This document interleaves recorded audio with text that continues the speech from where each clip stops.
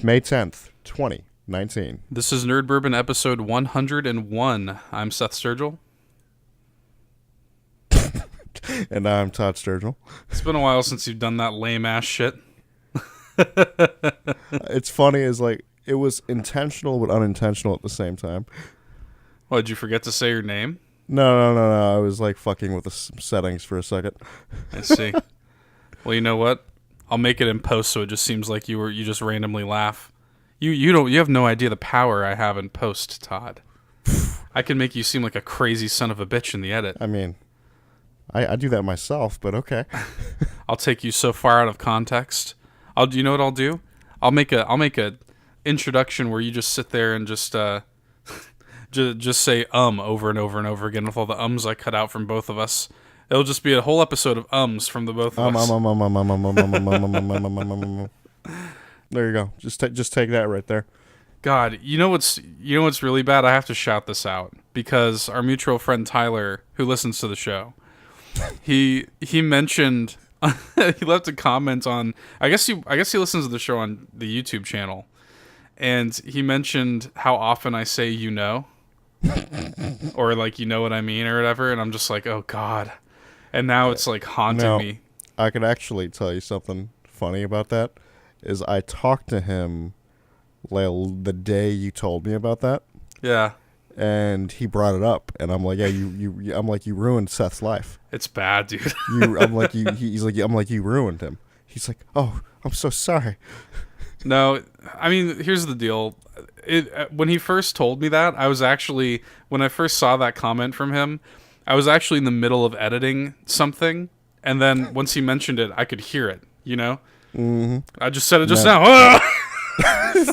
Now that you actually know about it, you're just like, oh shit. It's pretty bad, yeah. But I'll be honest with you, it's not. See, for me, like ums break up the flow of conversation, and I feel good removing them. But me saying that's just a part of my speech. If I say it superfluously, and it's like easy for me to cut it out, I'll do it. Because there are times where it's bad. There are times where it's bad. But, no. You know? but it was one of those things where I just never like heard it before he mentioned it. I'm glad he did. Ultimately, I don't want him to feel like a dick or something for mentioning it, because it's one of those things where I don't notice it when I say it. So, anyway, that was something. Todd, we've got a packed episode this week. We've got a lot to do here. So first of all, we're going to talk about the state of play that happened. We actually delayed recording the podcast because we knew some news was going to be coming today. This is probably the closest we've ever cut it, I think, from recording to release. Yeah, it's pretty bad. So that's a thing. We are going to cover the state of play news. We're going to cover the announcement of Ghost Recon Breakpoint. We're going to talk about some of the other gaming news. We're obviously going to talk about what we've been playing. I wanted to mention, so you guys will see this tomorrow, I think. Yes, at the time of this, when this episode releases, part 6 of KOTOR will come out. Yes. So our playthrough of the Knights of the Old Republic series, we've done 6 parts of it now. It has been a challenge on a technical level to make that series work. Not from a technical level of us actually doing it, but the port that is on Xbox One is so unstable in terms of bugs, in terms of like crashing and freezing, that it is actually fucking ridiculous. Like we actually had to actually call it on episode 6 that's going live tomorrow, because it literally it crashed like 2 or 3 times in the video. So it's to the point where I don't know how much further we're going to go with that series. We enjoy doing it. Yeah, I have a lot of fun playing it and like just shit talking with you, and it's just. But there's no point in doing it if you can't even get any progress in the fucking game. It's one of those things where like literally we'd get a little bit of progress and then it would crash, and it's like, if you've been watching the show, you're aware of how bad Todd is about saving. So he would end up losing like 30 minutes of progress. So it's just one of those things, dude. It's like, I don't know how much more we're going to play of that with the port being so unstable. It's unfortunate.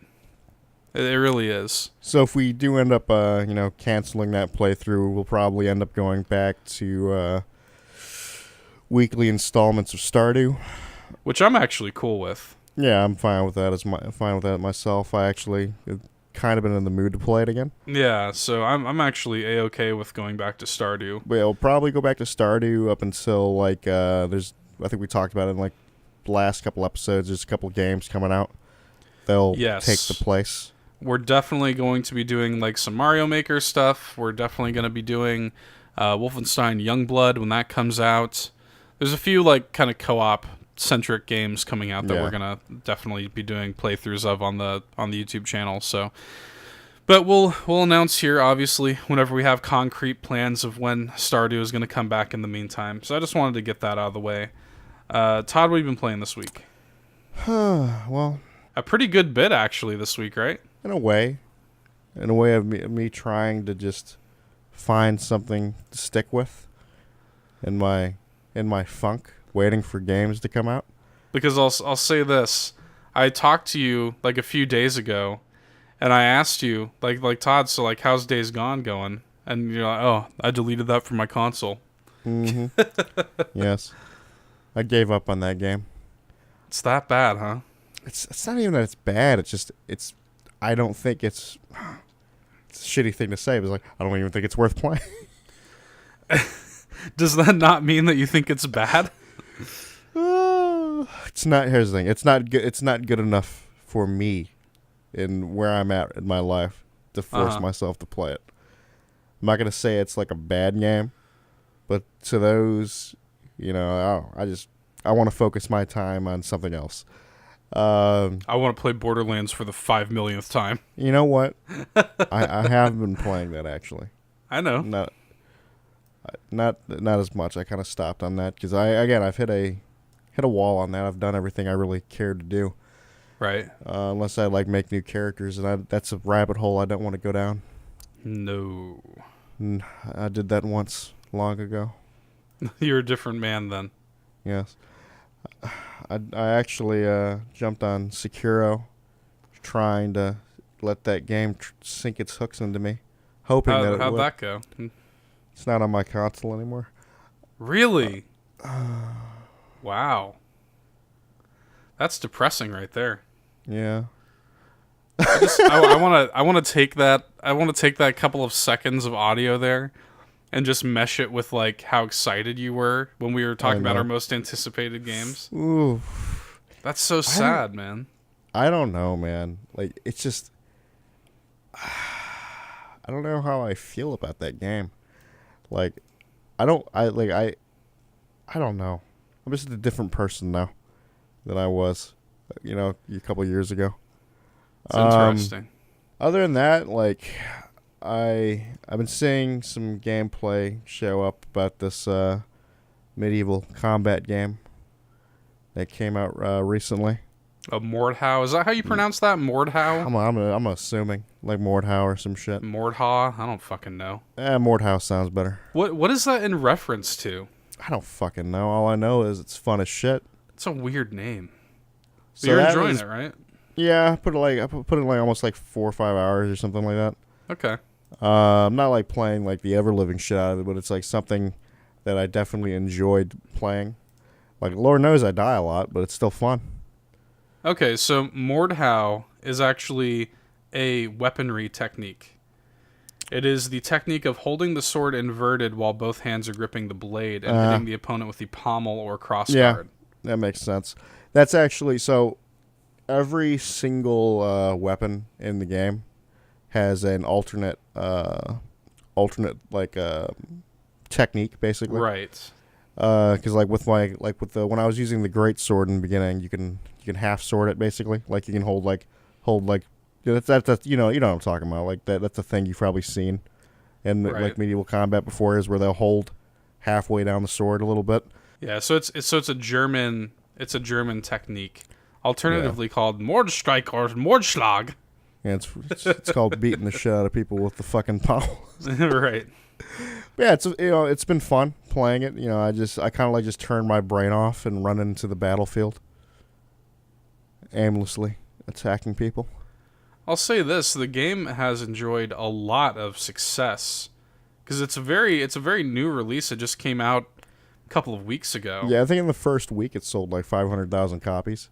Yeah, it actually so in less than a week it sold 200,000 copies, but it exceeded 500,000 copies as of May 7th. There you go. And it reached the top of the Steam sales charts pretty quickly. Yeah. So. And the main reason I was even interested in that is because I enjoyed playing Chivalry back in the day, and it is kind of in that same vein, very much so. And it's been a lot of fun. I respect that you can make your own character. Like, there's a level of customization to it that I respect. Right. I think that's where versus Chivalry in this game, I personally enjoy it a little more just because I love that like level of customization. Like, I'm making my mercenary, Right. I have him. Oh, God damn it! I'm saying it now too. Again, it's a conscious thing. It's fine. I like I said. I'm not gonna. It's just the way I talk, dude. I'm not. Gonna But I have actually named my mercenary classes my boy. It's like Spawn as my boy. So you can name your classes. Yeah. Spawn as bitch boy. Spawn as fuck boy. Yeah, you basically can because you can have multiple like loadouts, But the main thing the thing that I've been doing is like I try to I like using the shield and stuff like that. Mm-hmm. But overall, the game's fun. Like if you're into if you were ever into like Chivalry, I'd recommend it. I've got my friend Ira really wants me to play it. But again, I'm not super into PC gaming, and B, it's like my laptop is not a gaming PC, so it's like it's not something, Your computer can handle this. I'm just saying. I'm sure it probably could, but it's not like shit. Even though I one of the things I was seeing in like game chat, this game's not optimized at all. I'm like, are you surprised by this? Yeah, because it's made by like a small studio. Yeah, it's people like sitting there expecting like this like fully optimized experience. I have issues with the game, like straight up. Like one of my things that annoys the shit out of me is I need the teams to be better labeled. Right, you said something to the effect of like people. It's like red versus blue. So if you're doing like a team deathmatch, like the main like the frontline game mode, you're doing like this objective based shit. So you're blue and red, right? Right. Here's the fucking problem. Like dead ass, the blue parts will get completely covered up in blood, to the point where they look red. Yeah, so I'm sitting there. I got like multiple. I've gotten like 2 or 3 team kills, and I'm just like, shit. I'm like, my bad. Yeah. Because it's just like, dude, in the heat, again, that game gets so hectic with it's like 64 motherfuckers, running around. That's what I was just gonna say. And I've watched several gameplay videos and Twitch streams where it's like, yeah, it's so hectic that in the heat of the moment, yeah, you're gonna slash at a blue player that is covered with red. Yeah, it's like, dude, if like I'm on the blue team, but shit, you red, you dead. Better red than dead, friend. But that's basically how it is, and I'm just like, I feel bad. I was like, shit, damn, man. But overall, though, it's a fun game. I wish I had people to play it with, but that's about it. Either way. Oh, but also, this is a good segue. This game got me in the mood for Honor. Right. Yeah. You were. I think we were talking last night. It got us talking about For Honor. Yes. And then it just turned into a whole thing where I ended up re-downloading For Honor. So have you played it at all? Yes, I have. I actually have played it. Very disappointed with some of the characters I was interested in. Well, here's what I want to know about, because so we were talking about this, and we're sort of talking about For Honor. We're like, man, like the reason I fell off of For Honor is I hate the gear stats. I hate the gear stat system. And then come to find out, I was just Googling randomly,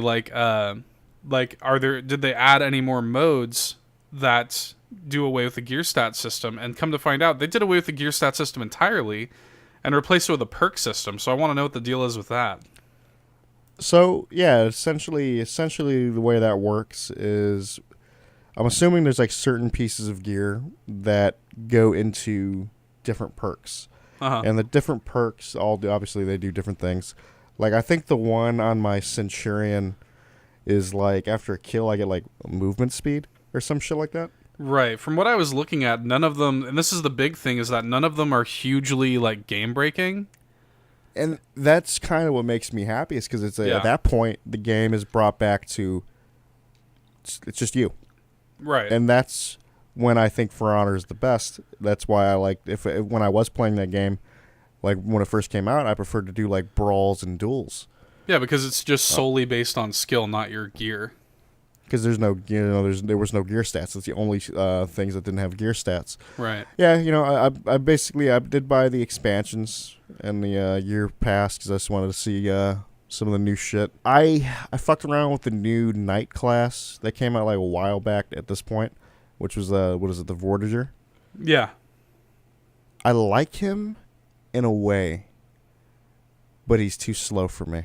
That's a huge problem for me. I don't like the slow characters in that game. Well, like I'm telling you, like I love the Centurion, and I still do, because the Centurion is fast. He's got those good combos. He's good at mixing. He's a mix-up guy, Right. He can switch between. You can do like the slow versions of his attacks, the fast versions. Like everybody can give the Centurion shit that he's like, oh, he's fucking OP. That's back before they nerfed him. I remember when he first came out, everybody was crying. I gotta respect that. I gotta respect that game a lot for what it is. Yeah. It's I mean, I respect. Again, it's another one of those games where like Ubisoft is like really, like doing like they're still supporting it. They got like the year 3 pass now. Right. And that's where the Vortigers come out, and then now they have this new character. It's like the Manslayer or some shit, which is the new samurai character. Like there's still, For Honor community is still going strong. The developers are still constantly updating it. It's like that and Siege. Like they are like steadfast with these games. Here's the thing, I actually dead ass, and it's the funny thing about Siege is I actually like Siege. I just don't play it because the fucking dude, that is one of the most toxic experiences I've ever had in a video game. Yeah, like I own Siege and I've never touched it. Here's the thing, I think you and I would have fun with that game, but here's the thing, we would get kicked because we wouldn't take the game seriously. Yeah, see, I just want to go in and just have fun. And that's the problem with Siege. It's like, dude, even in like non-ranked, it's like pretty toxic. And like once you get into ranked, it's like, holy shit, no, dude.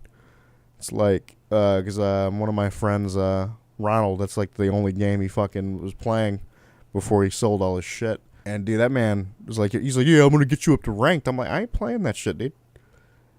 I'm not touching it. Fuck ranked. I don't touch ranked in any video game. Right. I've never been like the super competitive, like hyper serious. Yeah, I mean, there are people who love that, and more power to you. It's just not my thing. I respect it. It's like if that's your cup of tea, go for it. Like the only time I think I've played ranked to recent memory was Overwatch, and I was playing with our mutual friends Dan and Jacob. Yeah, Dan and Jacob had a little stint there. They loved playing competitive. They needed my primo Reinhardt, so it's like fuck it. I just can't. It's just not my thing, dude. I like to just go in, turn my brain off, not really take it too seriously. I don't need like sweaty neckbeards yelling at me over the mic. Some real shit. That's not my cup of tea. I'm just. It's a video game, bro. That's kind of what I kind of like. That's why I like Mordhau, is I just dead ass turn my brain off and I just attack shit. Well, that was sort of how. I mean, that was a little bit how we played For Honor, but it was kind of cool because when we played For Honor together for probably a solid month or so there before I fell off of it. Yeah. And you played it for a little bit longer than I did afterwards, but I've had a on and off relationship with For Honor ever since release. It was one of those things where like we would jump in, just turn our brains off, slaughtering people, but then there are those moments where like all of a sudden you get quiet. And there's there's that heavy like coordination going on. I remember we did some filthy shit in For Honor. Yeah, it's a good fucking game, honestly. It's fun. It's another one of those games that like it works really well. It's fun by yourself, but it works really like games like Mordhau and For Honor like excel with like friends. Right. And it's just shit. Gotta have friends first. Yeah. I know that feel, sir. Mm-hmm. So what else? What else has been yeah, going that's on? right. Sea of Thieves. Yes, I've been looking forward to you talking about this. So yeah. Sea of Thieves. Because they just had that big anniversary update, Yeah, right? the anniversary update. So this I ended up playing this with our mutual friend Tyler and his fiance at this point. Right. And it was a cool experience. Like I didn't expect them to do this much with this update, but it's like this. Okay, so they basically overhauled the ship damage. Okay. Which was honestly crazy to me. So like the fucking ship wheels, the ship wheel can get damaged. The anchor chain can get damaged. Like a bunch of shit can just get damaged now. Interesting. And so wait, the wheel can get. Are you talking? So yeah, do you mean the wheel to navigate, or the wheel in the center to drop the anchor? wheel, Weird. the wheel itself. So they got like really detailed with the damage. So you can obviously repair it, but so like if you're missing those things, it makes it harder to turn. Right. Makes it harder to control. And then like the old like ship hull damage, like that shit's a little it's changed up a little bit to the point where the way it works is they keep on hitting that same point. It'll take longer to repair it because the hole's bigger. Right. And that is dead ass noticeable. So that's actually kind of interesting because like that must have been difficult to add into the game. I mean, that's a pretty huge overhaul. Yeah, and then there's the ship mast can fall over, and you have to like lift it back up and shit with the wow. The like you basically pick it up with the ropes that you move them around with. Like you got to pick them back up first, and then repair the sides with the wooden boards and shit like that. So let me ask you this: has this made PvP more of a thing? I didn't get any. Like when I was playing with them, we didn't get any fights because I think most people were focusing on the new story shit going on. Yeah, because I played Sea of Thieves with you guys a couple of times, and like PvP was never really an issue. Well, there's actually a mode now. Okay, like a PvP specific mode. Yeah, there's like okay. So when you actually go on the main menu, it's like because I didn't really fuck with it. I saw something like if you just want to get into that ship combat shit, like for people that want to do that, boom, there's the thing for you. See, that's interesting now that they have like the kind of deeper ship mechanics. Yeah. I mean, it'd make it a little more fun, honestly, like for people that are like really into that. Yeah, because I could imagine people getting into big groups and just really getting into. Yeah, my thing with Sea of Thieves, I've always just enjoyed just the exploration and right. the getting the treasure. That's kind of where I'm at, and so we ended up doing some of the new treasure hunts basically. Right. And each of these treasure hunts kind of technically have a story, like if you really give a shit. But for the most part, the coolest thing about them is there's like dead ass puzzles and shit now. I've always, Sea of Thieves has always had those like kind of light puzzles where it's like it's always the same like three puzzles. There's one that I actually really enjoyed, where like you just kind of like there was actually like this kind of like temple sort of room sort of thing. And you had to like actually like move around like pillars to match symbols and shit like that, and like an actual puzzle. I mean, it wasn't a hard puzzle, but it was still cool. Right. A little more variety in the puzzle. Yeah, solving. A little more variety, and like I still haven't finished it, just because I know they have, because they play it obviously way more than I do. So it does have like a legit story now. You said, right? In a way, like I mean, there is like a overarching story till it gets to like the what is it called, the Golden Shores or some shit. So like, that's interesting though, because like it didn't really have that. There's 9 chapters basically. Right. There's 9 chapters, and I've done like the first like 4 or something. First 4 or 5. There's one that like you have to like I didn't do this when I was told about it. Like you had to actually like dead ass like look at the stars or some shit to like navigate to the treasure. That's cool. That sounds cool. Yeah, there's a lot of cool shit going on in the game, and I honestly that's another Sea of Thieves is a game I respect with how much it's again like they add a lot of new content, and I gotta respect that. Yeah, I got, it's one of those things where, like, I remember before that game came out, it was like, oh, this is, like, Rare, Rare making a new game, returning to form, blah, blah, blah. And I'm like, the game came out, and it's sort of, like, it had, like, a dedicated fan base or whatever, but it's sort of sizzled and popped a little bit. And, now that they've been consistently updating it, though, I mean, it's like a whole new game.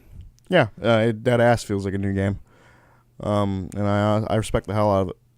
Yeah. That's cool. Anything else you've been playing? I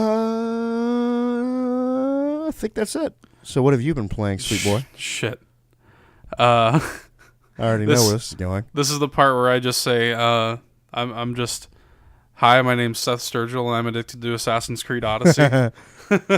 It's funny as I almost gave into that game recently. You should have. No, you should have joined us, boy. I was strong. Join us. Dude, I swear to God, I love won't take me. No, I love this game so much, dude. There's not really much I can say about it that I didn't, say. You've already kind of gushed about it, Exactly. So I don't want to talk about it too much more, but I'll say this. Last week I was like, when we talked about it, I was like 5 to 6 hours, I think. Yeah. We're 30, 40 now. Add 30 to that number now, and yeah, you're in the right ballpark. I just love it. It's just like, it's one of those things. Like I keep telling you, the last time I got this addicted to a game was Breath of the Wild.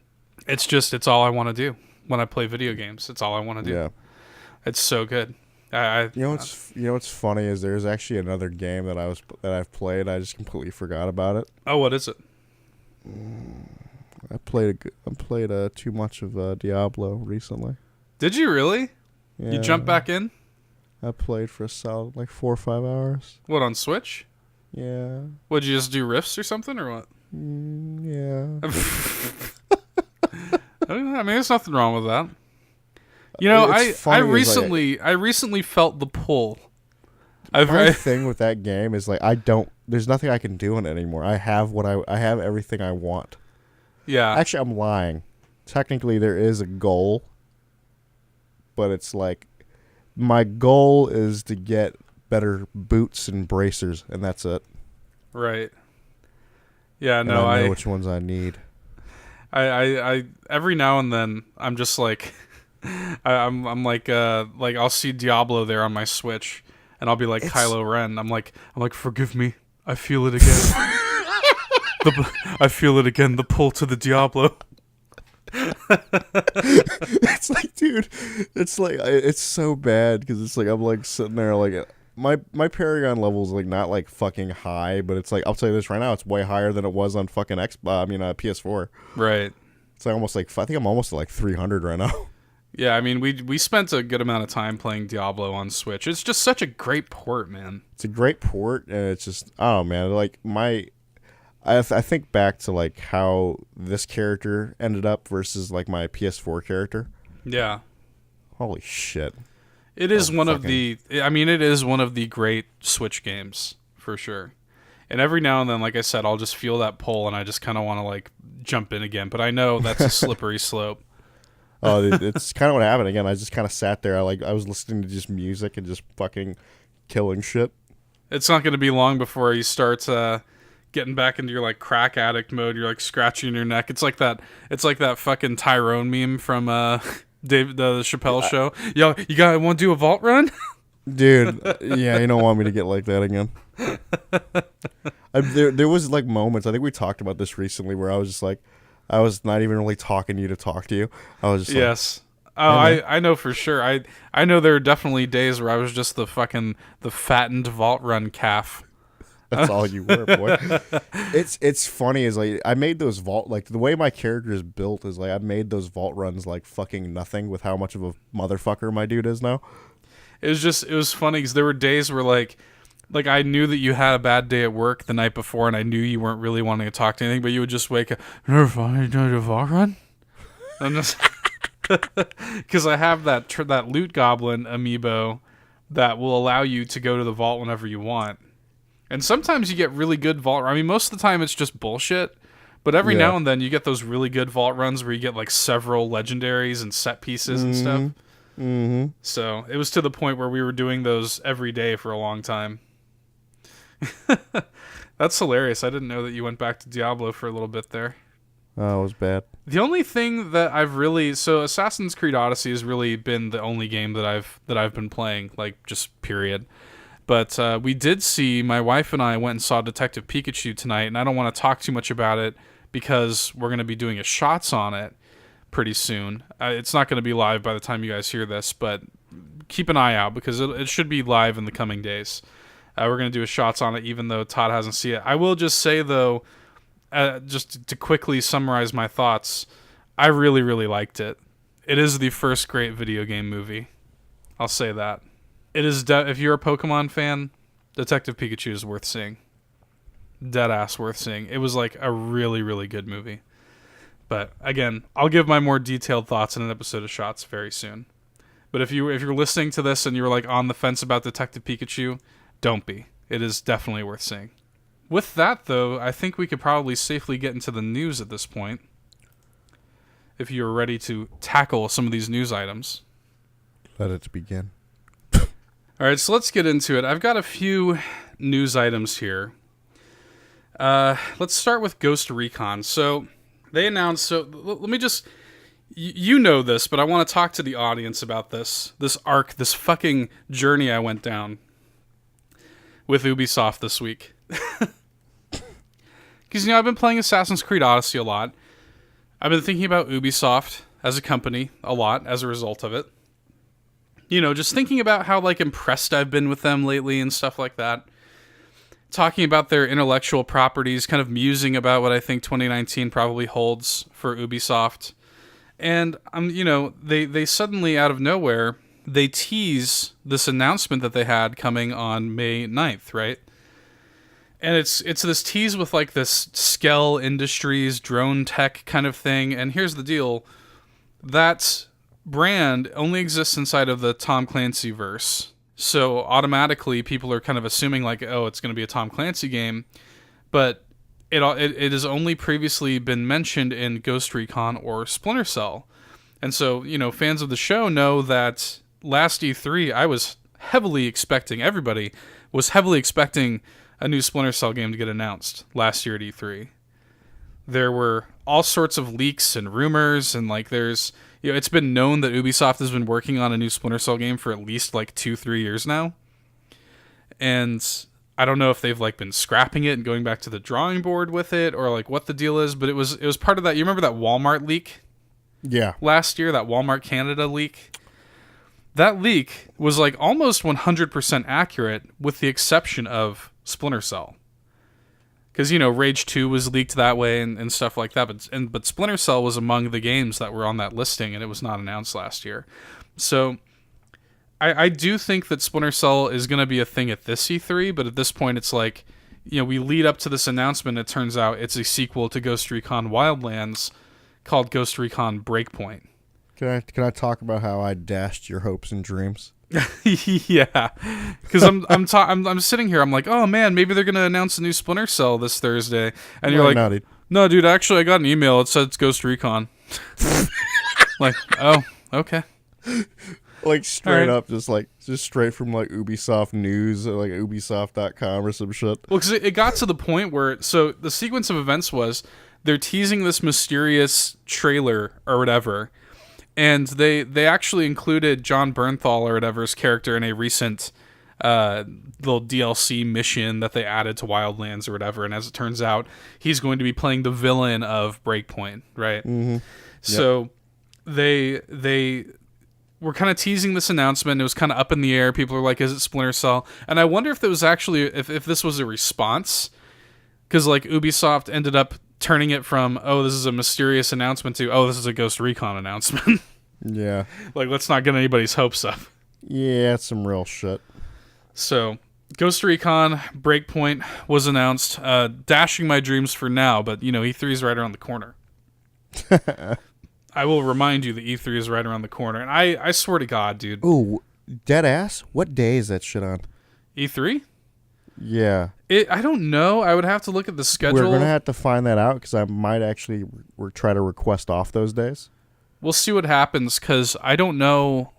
It's going to be a weird year because we're not going to have, Sony to talk about.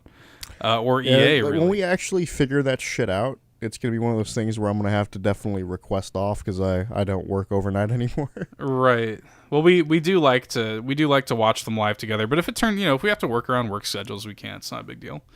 I mean, we could always do it we can just watch it. Yeah.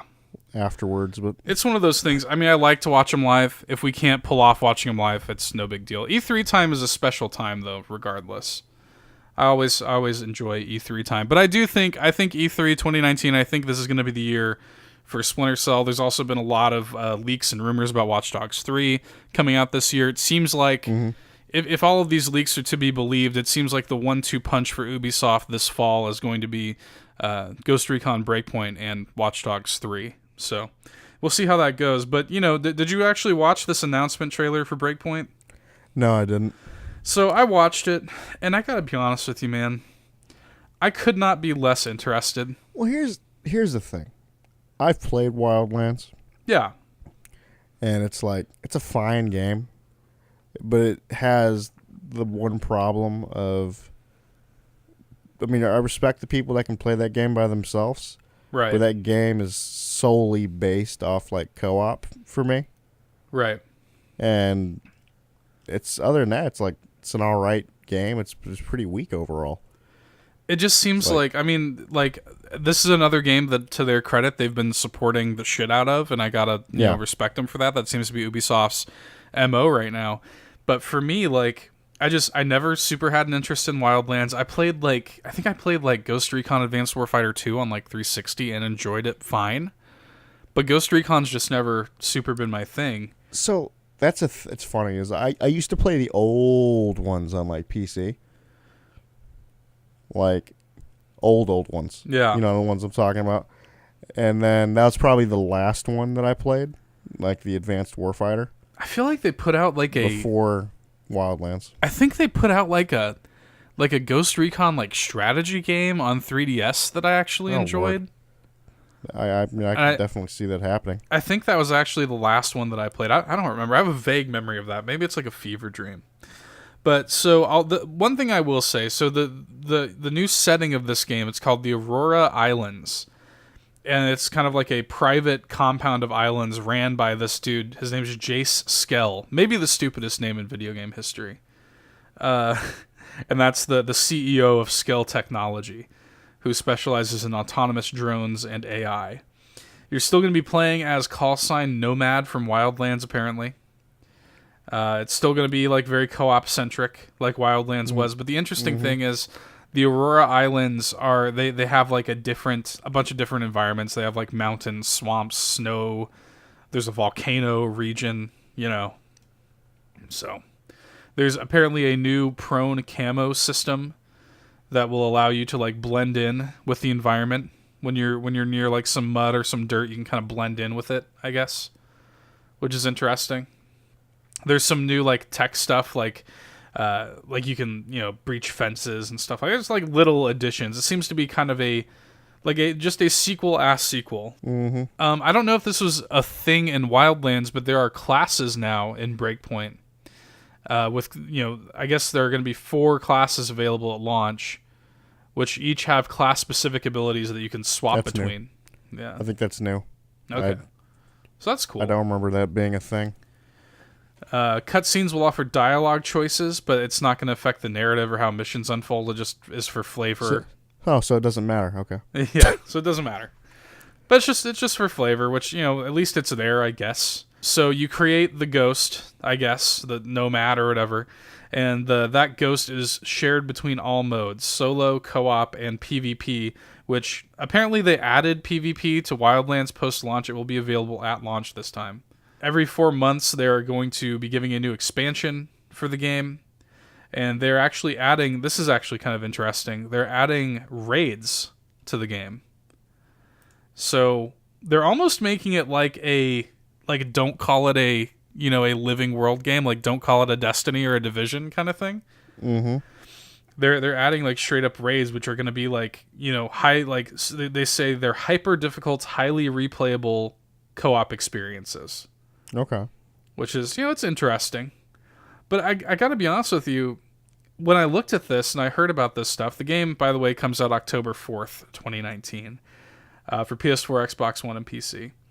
And I'm looking at it, and I'm like, it just seems so odd to me that, like, it seems like this game could be considered almost direct competition to the Division 2, no? Like, Ubisoft doesn't think there's, like, cross-pollination between those two audiences? Because for me, like, I'm kind of more likely, even as a non-fan, I'm kind of more likely to play Ghost Recon than the Division. And you're adding things like raids to Ghost Recon, so... Yeah, it's a little weird. Just seems odd to me that you're going to put both of those games out on the market. I don't know. I wonder if that's going to hurt their bottom line at all when it comes to those two games, or maybe they consider them different enough to where, like, they don't think it's going to hurt. I just wonder if it's going to cannibalize the audience of one game or the other. But people seem to be enjoying the Division 2. You know, this is cool news for Ghost Recon fans, for the people who have been sticking with Wildlands this whole time. You know, I'm happy for you. Just not my cup of tea. But here's what I will say. I put my flag in the ground. They will announce Splinter Cell at E3 this year. No, they won't. They will. They won't. Because I'll tell you what, man. If they don't announce Splinter Cell, if there's not a new Splinter Cell game in the works, Ubisoft are fucking assholes. Because they have teased Splinter Cell in basically every release of the past several years. There's a huge, they even had, like, Ironside come back in this Wildlands DLC as Sam Fisher. They had a huge Splinter Cell Easter egg in New Dawn, which we uncovered, and you can watch that on our YouTube channel, because we actually did that while recording. Oh yeah, we did do that, didn't we? There's a overt Splinter Cell reference in Assassin's Creed Odyssey. And it's like, what the fuck are you doing? Like, why do you keep teasing us like this? Just give us a new Splinter Cell game. Because I'm telling you, like, Conviction and fucking, what was it, Blackout? Is that what was it? Splinter Cell Blackout? Is that what it was? A Blacklist. That's what it was. Generic ass title. Conviction and Blacklist were both excellent games. Like, Conviction was really good. Like, it actually had a great single player and a great co-op. Blacklist single player was kind of whatever, but the co-op was still great, right? Like, Dan and I, we fucking went in on the co-op of those games. Like, they were so much fun. And all they really need to do for me to be happy with a new Splinter Cell game is just literally give me a competent single player component, give me a robust co-op component, and sell me a season pass where it's like, hey, like, every month, 2 months, we're adding a new, like, co-op story. That's all I need. You would sell me a game and a season pass right out the gate if that's what you offered me. I would be there for that.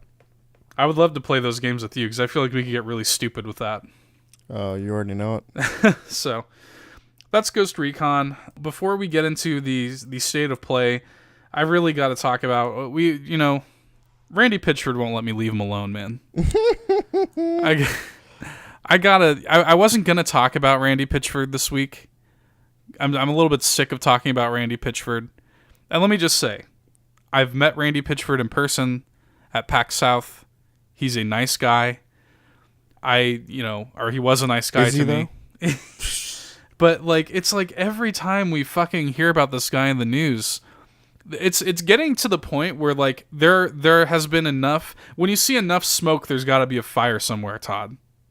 You know what I mean? Like, we're seeing and hearing so much shit about Randy Pitchford lately. It's like, man, is Randy Pitchford actually kind of an asshole? I don't know. So the Borderlands 3 gameplay reveal we talked about. I think we talked about it either last week or the week before. The big hour-long gameplay reveal. I think that might have been last week. I don't know. Might have been last week. I don't know. But one of the things that we notated this, I think, as we were talking about it, we noticed immediately that the voice actor for Claptrap has changed, right? From David Eddings to some new guy. And as it has come out, there's been a lot of drama because people have been asking David Eddings, the previous, Claptrap voice actor from 1, 2, and pre-sequel, why he hasn't returned. And he's kind of taken to Twitter answering questions and kind of shedding a lot more light on both A, why he hasn't reprised his role, and B, kind of all of the stuff he's saying about Randy Pitchford. And it's so strange. It's like yet another fight that Randy Pitchford is having. From what it seems like, David Eddings was an employee of Gearbox Software for a long time, and as with a lot of voices in the Borderlands games, he was, as an employee of Gearbox, he was also just doing voices for Borderlands 1. That's the thing. Like, a lot of people may not realize that. The Borderlands voice cast is mostly just like Gearbox employees. Like, that's how kind of like bootstraps and kind of indie Borderlands 1 was. Like, to the point where they just dead ass had their employees doing the voices. So, like, and then, Borderlands 1 kind of was a sleeper hit, and then when Borderlands 2 came out, it's like, okay, well, I guess everybody's coming back. And then Borderlands 2 is a huge phenomenon, right? So, from what this guy says, he didn't return for Borderlands 3 because he left Gearbox, I think in 2017 or 2018. He leaves Gearbox, and he says, hey, like, I'll come back, but I want to be paid for it, right? And then, moreover, he said, like, okay, well, how about this? I'll come back and I'll record Claptrap for free because I think it would be really cool for the fans and for the series, and he loves the character, right? He's like, I'll do it for free, but I want to be paid my royalties for Borderlands 1 and 2. Yeah. I've actually got some tweets here from David Eddings that I'll read for you.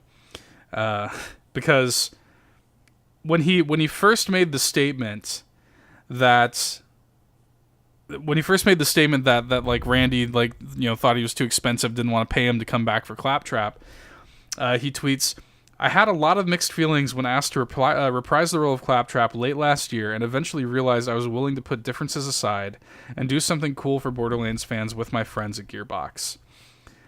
He says, I was fine moving on after Gearbox, but when my former boss starts mouthing off about various aspects of my employment, including how highly compensated I was and how generous he is, I feel obligated to correct the record.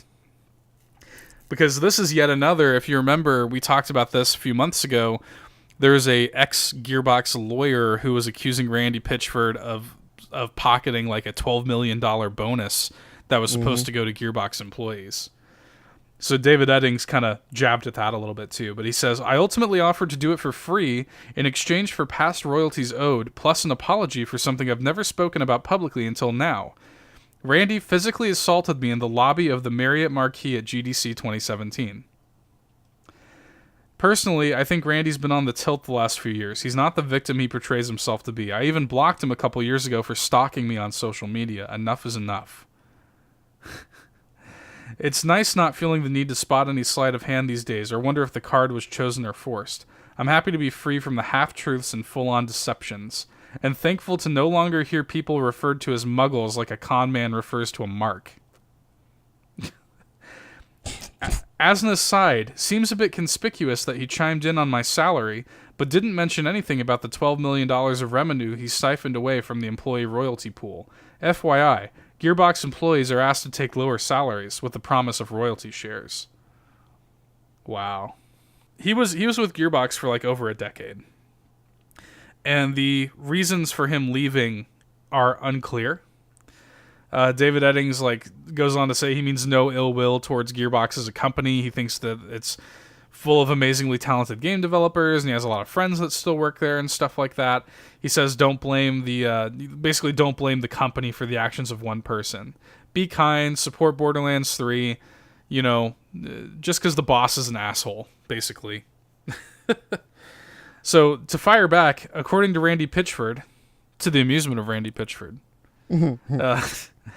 Eddings was paid, quote, handsomely during his time at Gearbox, and regarding the invitation to return as Claptrap in Borderlands 3, Randy Pitchford said that Gearbox offered him twice the standard union voice acting rate, which Eddings refused for the reasons above, because he never even got his royalties for Borderlands 2, which, by the way, Borderlands 2 has sold an insane amount of copies. Mm-hmm. So, and as a matter of fact, let me just see here. Yeah, to date, Borderlands 2 has sold over 13 million copies, which may not even include the, like handsome collection sales. So, Borderlands 2 is a massive success, and they could have afforded to pay him royalties. So, it is what it is. Again, I don't personally have anything against Randy Pitchford or anything like that, but it's just one of those things where, like, again, if you see enough smoke, there's got to be some fire somewhere. Like, it's to the point where I just feel like it's only a matter of time. Like, more stuff is just going to come out about Randy Pitchford, and it's like, I don't like it. I don't like feeling weird about playing Borderlands. You know what I mean? It's like we were talking about. It's like I'm still going to play Borderlands. Some real shit. I'm still hyped for Borderlands 3, but it's just it's weird knowing all the drama that goes on behind the scenes.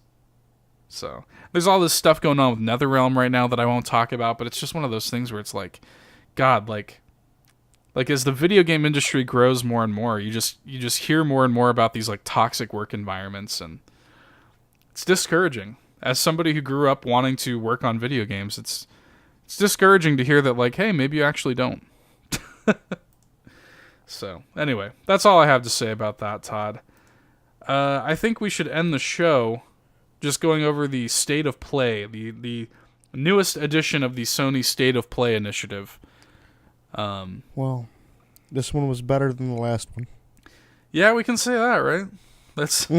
We can at least give it that much. Because the last one... It starts on a high note and it ends on a high note. I'll say this. I'll give them this. I think that everything they showed... So just let's be clear. Sony's State of Play is their new kind of direct-to-video initiative. It's basically Nintendo Direct, but worse. Where I think the first one was, 20 minutes long or something like that? This one, it was 13 minutes long. As a matter of fact, it was exactly 13 minutes long. Mm-hmm. They open the State of Play, and here's what I like about State of Play. First of all, I like that it's no nonsense. Like, that's one thing. Like, Nintendo will sit there and they'll talk about it and shit like that, and they'll spend like several minutes with one game. I like how punchy State of Play is. State of Play is like, here, let's talk about how many games they talk about. 1, 2, 3, 4, 5. They talk about 6 games, I think, 6 or 7 games during the course of the State of Play. And they said, boom, boom, boom, here you go. Yeah, and then boom, done. So, I mean, when you talk about a 13-minute long direct, 6 games, they spent about 2 minutes per game, right? I think that's totally fine. I like that. I like the brisk pace of it. And I'll say, to their credit, I do think that every game that they showed during this State of Play looks pretty cool, for the most part. There's not a whole lot of meat on the bone, but at least the meat that's there is like Wagyu beef, you know what I mean? So they open it with something that I want to give you a chance to talk about, because they open it with they sort of lifted the curtain on Monster Hunter World's Iceborne expansion. Now shut your bitch ass up. It's time for some Monster Hunter World talk. Oh. So let's. I know you've been itching to talk about Iceborne. I told you to shut your ass up. Yes, sir. Yes, sir. No. We're in my world now. We're in Monster Hunter World now. Oh. So, what can I say? Finally seeing a little bit of gameplay of the new snow biome, which I think looks awesome. They started off with a little tease of the new Elder Dragon. Was it Volcana? I don't even remember the fucking name. Something like that. Some bullshit like that. But what I'm more interested in is some of the interesting things I was telling you to pay attention to. Is some weird gameplay mechanics that I don't know how the fuck are going to work. Which I saw a dude grapple on to one of the newer ram. The new monsters is kind of like a ram-esque in a way. Right. He's it looks like he's built off the standard like brute skeleton. Now you say this, but that motherfucker's a reindeer. You know what? That works. Reindeer, yeah. Reindeer, ram. Motherfucker got horns. So, like, the fucking thing that was, like, out of that whole trailer to me, the things that caught my eye were more of the techniques the little gameplay mechanic things that I was saying, and obviously the new monsters, of course. But like that's the point, Right. which I'll talk about that in a little bit. I want to talk about the cool shit that I saw a dude with a long sword grapple onto this motherfucker's horns and do a helm splitter. Like, it wasn't like the actual helm splitter, but it was like, it was similar. And I was like, okay, that's cool. And then there was another moment in the trailer where a dude does, it looked like, I don't know, it looks like he activated a like screamer pod out of like fucking nowhere and then went right into, so this is the thing that's cool, he went right into a tier 3 charged attack with the greatsword. That's that's the strongest attack that the greatsword can do, and it's like, what? He just pulled that out of his ass. Right. It's like, what? It just happened. And I don't know what the fuck to make it of that, because I'm trying to stay as blind as possible. I don't know if like they've talked about like new shit that they're adding to the game like that, and I don't want to know other than that trailer. I almost wonder how much more they're going to talk about the game up until release, because it's coming out September 6th. That's actually way sooner than I thought. I definitely thought they were going to like release it in winter to go with a sort of winter theme. Nah, fuck that. It needs to come out. Should have came out a while ago, but shut your mouth. That's just me. All right, shut your mouth. You don't even play the game. Fuck you. I might have continued playing the game if they had more content ready. Now, other than that, we saw like, was it technically 4 monsters, right? Yeah, I mean, at least Yeah. I felt like there was more than that. Well, I'm gonna talk about the 4 that I remember. Like I remember seeing. So there is the return to the series that, I mean, I'm pretty new to the fucking series. Like I mean, I know this is a returning thing, but I've never fought it myself. Is the was it the Nakaruga or some shit like that? It's that bat, like feline ass, like cat one. Yeah, but it also seems like it does kind of like that Nergigante thing. In a way. With the spikes and all that, the spiky tail. Kind of does that thing. Then there is the I don't know the name of this one, but it looks like it's built off the Giratodos skeletons, basically. Right. Kind of got like kind of a shark ass like fin for a nose. At least it looks different than fucking. Oh, I think it looks cool. Like it looks pretty cool. At least it looks a little different than fucking. And then there's the one I've already kind of talked about, which you've, as you so put it, a reindeer. Which is, it's pretty fair. He's a fucking reindeer, dude. Yeah, he does some cool shit, motherfucker. Oh, he looks cool. Like he's rolling boulders at you and shit. We saw there's like clips of him like even like he sort of steamrolls and there's like trees like falling down around him and shit. Mm-hmm. He looks cool. He's gonna. I think he's gonna be a pretty fun fight. And then obviously they showed a little more of the Elder Dragon at the end there, which obviously I mean, assuming he's gonna be ice based. No. What? But yeah, the other cool thing from that was it looks like the Palicos might get a new gadget and they can straight revive you. That's what it looked like, yeah. Which is nice. That's crazy. It'd be nice to avoid a cart, right? I mean, that's good for solo players like myself. Right. That would definitely help out. I wonder, does that imply that Iceborne is going to be like ratcheting up the difficulty? That's technically the point. Well, of course it needs to be a little more difficult, but I wonder if it's going to be like a lot more difficult. Well, here's the thing. Do you know who you're talking to? I'm not saying it like it's a bad thing, Todd. I'm excited. Yeah, like the people who have been hungry for this want it to be more difficult. I'm just saying, I wonder if this is confirmation of a good thing. That's why I've said this when the Iceborne first got announced. This isn't for the casual. No. This is for people like me. People, like shit. I didn't say that. I was playing a little bit of Monster Hunter earlier too, but Jesus. Here's the problem you're gonna have. This comes out a week before Borderlands 3. That's the problem you're gonna have. Did you even think about that? Shh. You're not gonna play both. I can try. You're gonna have a week to play as much Monster Hunter as possible before Borderlands takes my soul. That's basically what it's going to boil down to. I feel like I can, divide my time evenly. You're a fool. I've tried to play the game you're playing. Doesn't work. You don't know me, boy. That's fair. We'll see. We don't have long to wait. I honestly, I actually forgot about that. So you said it. I was like, oh yeah, that's right. We don't have long to wait, Todd. Actually, less than 4 months away. So, not long to wait. I know you're excited about it. We'll hear plenty about it as we heard, Monster Hunter for basically like 8 months on this fucking show. And you'll hear it for another. Maybe it'll be slightly less since this is just an expansion and not a full game. All right, you'll get a solid 4 months. 4 months, all right. We can deal with that. So next on the docket in the state of play was a little game called River Bond, which I actually thought looked kind of cool. It's if it had online shit, I'd probably be more interested. Yeah, I would be too. It's a 4-player kind of like top-down hack and slash dungeon crawler sort of thing, but it has this really cool like pixel art style. Like it's pixel, but it's like 3D. It looks a little bit like this game 3D Dot Game Heroes back on PS3. It has a cool style to it. I liked the music in the trailer. It's coming this summer. The bummer is it's co-op focused, but it's couch co-op. So, again, if it's one of those things where it's like, if it had like online co-op, I'd be all over it for sure. It's one of those things now where it's like, well, I might check it out. Not a whole lot to say there.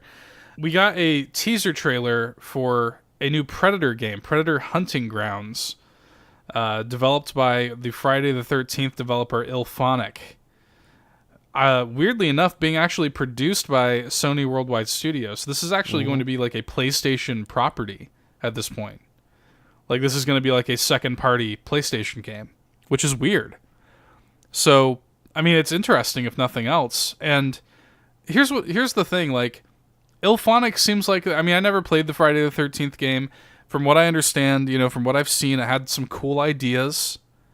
Just it wasn't very polished in terms of like these asymmetrical multiplayer games. It just didn't really have the polish that a lot of them have. So hopefully with Predator Hunting Grounds, we didn't see any gameplay. It's just a very short teaser trailer. Hopefully with like that Sony money behind them, they can really deliver like a quality product. So, I mean, I feel like it'd be fun. It'll be something. I mean, I'm definitely looking forward to seeing how they're going to balance that shit. Mm-hmm. Predator versus. I'll tell you right now. The last Predator-esque thing I played was that AVP game. That garbage-ass game? Hey, fuck you. I had fun with that game. It wasn't good. I had fun with it, but it wasn't good. Here's the thing. I will always admit that game is not good, but it was fun. I had fun with it. I had a decent enough time. There was that infection game mode. Uh-huh. That shit was terrifying. Yeah, I had a good enough time with it. It just, like, I swear, like, the Aliens and, like, the Predator games, like, they have such a mixed track record. Mm-hmm. Every now and then you get something great, but for the most part, it's just like a sea of shit. So hopefully this will be a bright spot for them. They moved on to show a new trailer for the Medieval remake. That game has finally got a release date, October 25th. And, yeah, looks good. I don't really have much to say about it. Medieval, did you ever play that on PS1? Never. Yeah, I had a really good friend. It was weird. It was one of those things where, like, when I was like 6 or 7, like I was in like 7 or 8 or something like that. I was in first grade, and I had like a really close friend named Bobby, and we were really close friends for like 2 years, and then basically never talked to each other again. And that game reminds me of him because he had that game and I played it at his house, and so that was it was kind of funny. Like it brought back some memories to see that game. That game's actual gameplay. It looks faithful. I mean, it looks like, they just redid the graphics. So, depending on the price, it might be something I fuck with. I don't think I would pay a full $60 for it, but if they come out and they say, hey, like, it's a Medieval remake, it's like $30, I might fuck with it, This was a weird one. So, they showed this trailer, and automatically I'm like, what the hell is this? It's a game called Away the Survival Series. Where you play as, like, this... like flying squirrel, it looks like. something like that. And it's the game's pretty. Oh, it's beautiful. I'll give it that. Yeah, it's beautiful. And it seems like you're sort of like in this wilderness, like kind of going through these different environments and fighting other creatures. Like it looked like there's a big spider boss fight at the end. There's like a moment where you're like fighting a scorpion. It's weird. It reminded me, there's this game, let me make sure this is the right title. But there's this weird game on Wii called Deadly Creatures that I actually remember kind of enjoying. Yes. So, this is so weird. I remember this game. It's called Deadly Creatures on Wii, and you could choose to play between like a tarantula and a scorpion. And yeah, there was like moments where you're fighting against like rats, and like you would fight against like there's a moment against a snake. Yeah. And it was like this, where the difference is this took place in like the desert, but it was like this. It was very pretty. It was like very close up, and you'd fight like bosses. It was almost like a kaiju movie kind of deal. You know, it was weird. So I don't know. I might be kind of interested. I might, depending on the direction they take with this. So I might be slightly interested, but. They ended the state of play on a high note with a new trailer for the Final Fantasy VII Remake, which it's nice. They said more to come in June, which to me probably insinuates that, Square is going to show this off during their E3 conference. Or maybe even PlayStation. Maybe they're even going to do it on the PlayStation stage. But we got a new trailer, got to see some new gameplay for the Final Fantasy VII Remake, so I was happy to see that. I don't really have much to say about it because it's like we've already seen it. I'm like, where's the fucking game? I'm like, we've seen plenty of this game. I'm just like, where is it? Like, they announced this years ago, right? The Final Fantasy VII Remake. It's been like years now, I think. Has it been that? Has it been years? I think they announced it in maybe 2017. Damn. 2015. Shit, really? 2015. Jesus. Oh Lord! I can't believe it's been that long. It's funny, it's actually the first time I noticed that they're completely changing the combat, though. Yeah, when they first announced it, I remember it was just that real quick like trailer, and then like the next year, I think they finally showed some gameplay, and yeah, they've the gameplay is completely revamped. It looks like it's going to be kind of a more active time battle, kind of like Final Fantasy 15. So it's not going to be like a turn-based game, or as Dan calls it, a take-turn game. It's not going to be a turn-based game this time around. It's cool. Final Fantasy VII Remake is one of those things I never personally wanted. I think the original's fine as it is. I think it's probably the singular most overrated Final Fantasy game in existence. It's a great game, don't get me wrong, but it's like so fucking, like, people act like it's the second coming of Christ. It's not the best Final Fantasy game by a long shot. It's like, if you're going to remake any of them, like, why, like, yeah, it is what it is. People have been very excited for this one, though, Todd, so it's cool that it's finally happening. Who knows, maybe it'll even release somewhat soon, and maybe it'll even release on PS4. I sort of get the feeling that it won't, but, I'd love to be proven wrong. But that, Todd, is all of the news. I think, unless there's anything else you wanted to add, I think we're pretty much ready to put a bow on this episode. Yeah, I think that's about it. Put it in the oven. Ship it to the folks at home like some fresh bread. I'll put something in your oven. Ooh. I'd like to take this moment to announce that Todd and I are pregnant. I'm just kidding. Anyway, that's it. Thanks for listening, guys. We'll catch you next week. Get fucking dunked on. Bye. See ya. Hey there, thanks for checking out another fantastic Nerd Bourbon video. If you like what you saw and you want to see more, be sure to go ahead and subscribe, leave us a like, drop us a nice comment, or I guess a mean one if that's your prerogative. But until next time, get dunked on.